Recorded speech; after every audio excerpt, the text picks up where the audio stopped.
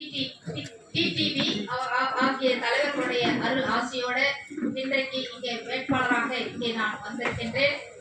பொதுவா நீங்களும் நாங்களும் ஒரே இயக்கத்தில் பணியாற்றியவர்கள் தான், அண்ணன் தம்பிகள் தான், அக்கா தங்கைகள் தான்.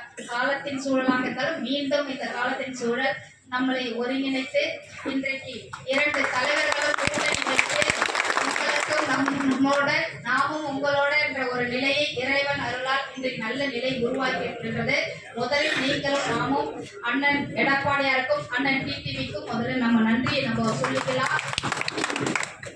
அதே மாதிரி இங்கே நான் வேட்பாளராக வருகை தந்திருக்கின்றேன்.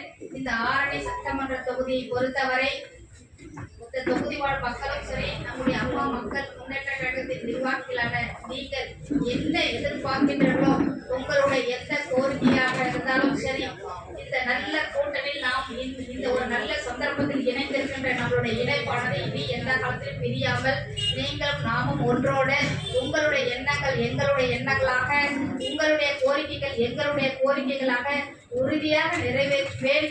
அதே மாதிரி